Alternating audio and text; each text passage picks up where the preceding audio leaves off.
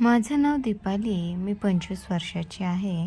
माझ्या घरी मी आणि माझे सासू-सासरे आम्ही राहायचो. माझा नवरा लग्न झाल्यानंतर बाहेरगावी त्याच्या कामानिमित्त गेलेला. माझे सासरे हे आजारी असायचे. सासरे आता रिटायर झाले होते. त्यामुळे ते देखील घरीच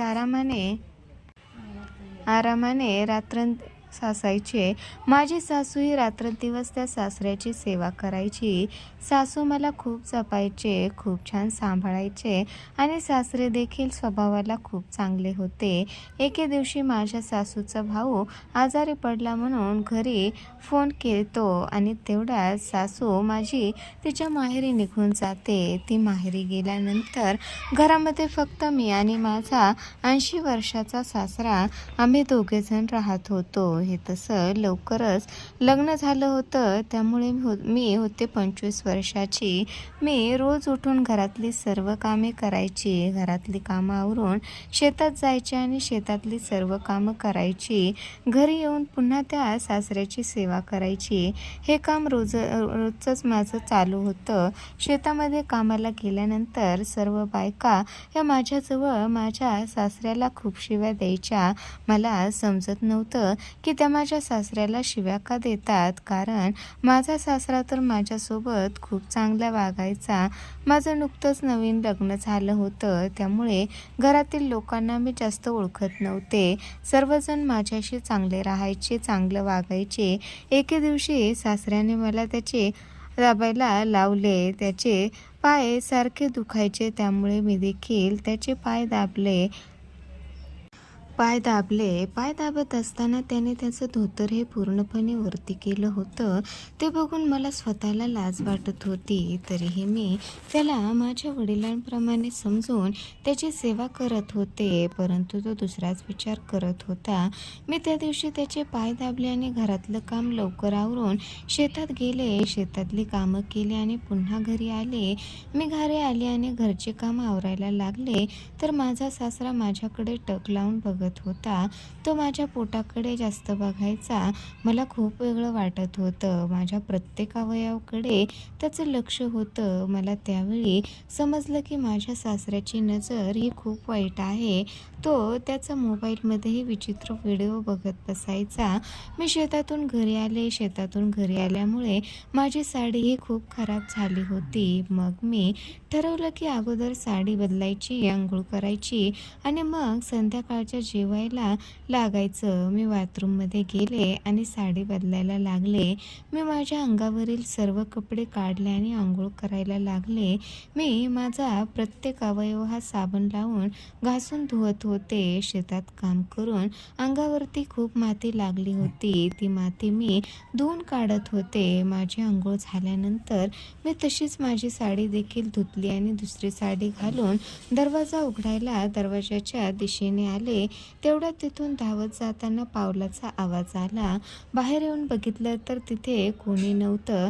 माझा सासरा हा पुढच्या रूममध्ये अंघोळ झाल्यानंतर मी तशीच माझी साडी घेऊन धुतली आणि दुसरी साडी घालून दरवाजा उघडायला दरवाजाच्या दिशेने आले. तेवढ्यात तिथून धावत जाताना पावलाचा आवाज आला. बाहेर येऊन बघितलं तर तिथे कोणी नव्हतं. माझा सासरा हा पुढच्या रूममध्ये जाऊन बसला होता. मी माझा आवरून किचनमध्ये गेले. जेवण बनवायला लागले. त्यावेळी माझा सासरा तिथे येऊन बसला.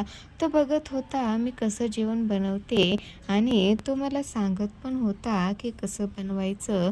जसं सांगेल तसं मी करत होते. त्याचं लक्ष हे माझ्याकडे, कामाकडे तसेच माझ्या शरीराच्या प्रत्येक अवयवाकडे सुद्धा होतं. तो मला बघून मला म्हणाला, "तू खूप सुंदर दिसतेस." तसं म्हणून तो मला म्हणाला, "दीपाली, तुझ्या सासूसाठी मी एक नवीन साडी आणली आहे.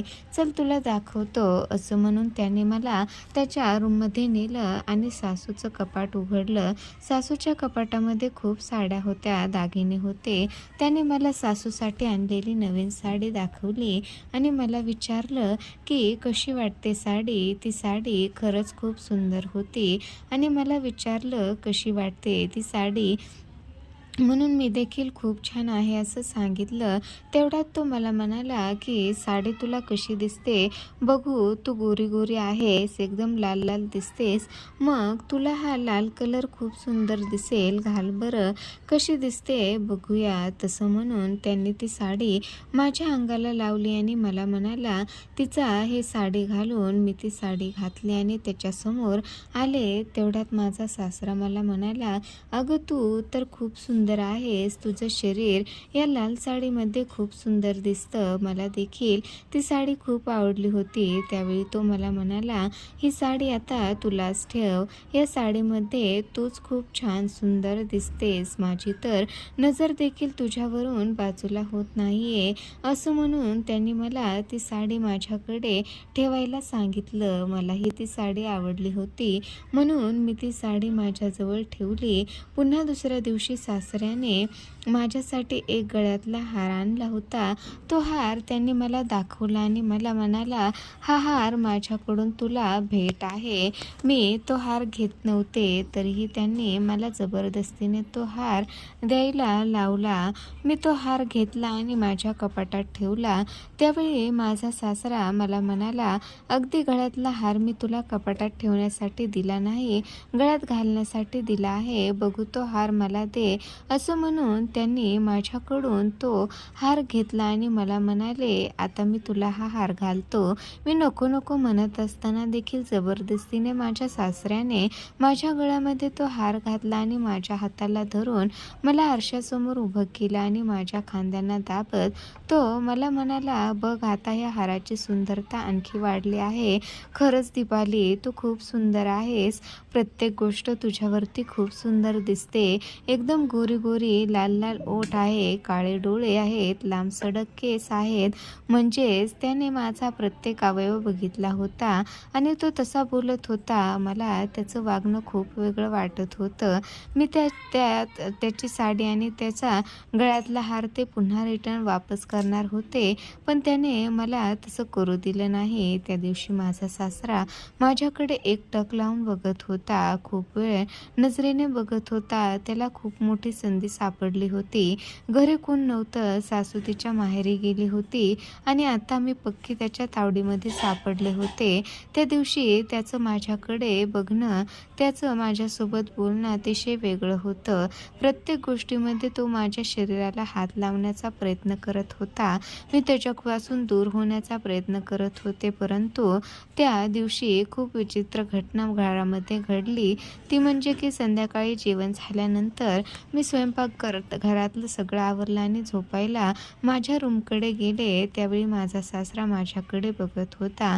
मी माझ्या रूममध्ये झोपायला गेलेले पाहून तो देखील माझ्या रूममध्ये आला आणि त्याला विचारलं, "काय हवं आहे का?"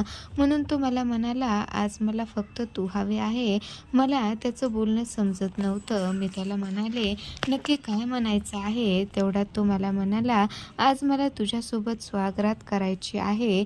मी त्याला माझ्यापासून लांब ढकलण्याचा प्रयत्न केला. त्यावेळी तो मला धमकावू लागला. त्याने माझं बाथरूममध्ये अंघोळ करताना, कपडे बदलताना एक व्हिडिओ केला होता. त्या व्हिडिओमध्ये मला त्याने दाखवलं. त्या व्हिडिओमध्ये मी बिना वस्त्राची होते, एकही वस्त्र माझ्या शरीरावरती नव्हतं. असा व्हिडिओ त्याने काढला होता. तो मला म्हणाला, "तू जर माझ्यासोबत झोपली नाहीस तर हा व्हिडिओ मी पूर्ण गावामध्ये पसरवेन, नेटवरती टाकेल." असं म्हणून माझ्या सासऱ्याने मला धमकी घातली. त्यावेळी मला समजले की बाथरूमच्या दरवाजाला एक होल होतं. त्या होलामधून माझ्या सासऱ्याने माझा व्हिडिओ काढला होता. तो व्हिडिओ दाखवून तो मला धमकी देत होता. मला देखील काही करता येत नव्हतं. त्या दिवशी माझ्या सासऱ्याने माझ्यासोबत सर्व काही करण्याचा प्रयत्न केला. त्या प्रयत्नामध्ये तो यशस्वी देखील झाला. त्या रात्री 80 वर्षाच्या सासऱ्याने माझ्या शरीरावर एकही कपडा ठेवला नाही. माझे शरीर आणि शरीराचा प्रत्येक कोवळा अवयव तो चोखत होता. त्या रात्री त्याने माझ्या शरीराचा प्रत्येक अवयव हा दाबला होता. प्रत्येक अवयव हा माझ्या शरीराचा त्याने लाल लाल केला होता. त्या दिवशी माझ्यासोबत त्या 80 वर्षाच्या सासऱ्याने सुहागरात केली होती. त्या दिवशी माझी पहिली सुहागरात झाली होती.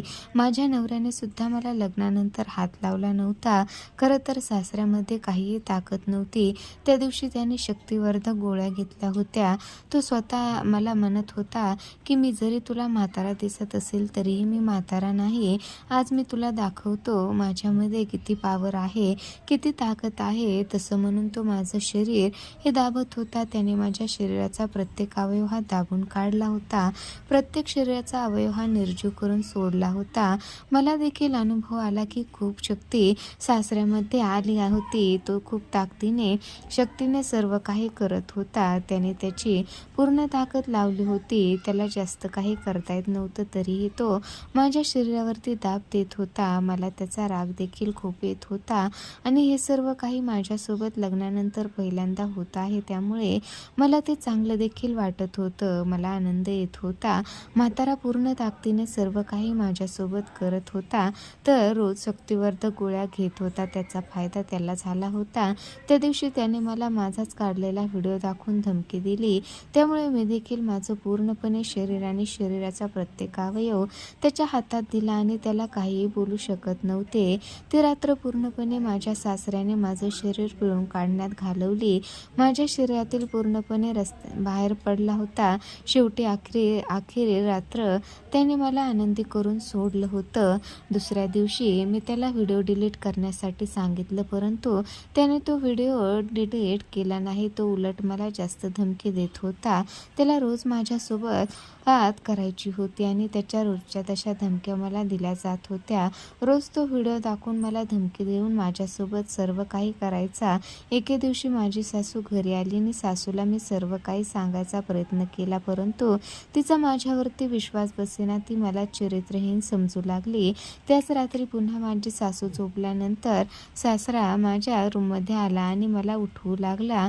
मी झोपेतून लवकर उठले नाही. तो डायरेक्ट माझ्या हात लावायला सुरुवात करू लागला आणि त्याचे विचित्र चाळे त्याने सुरू केले.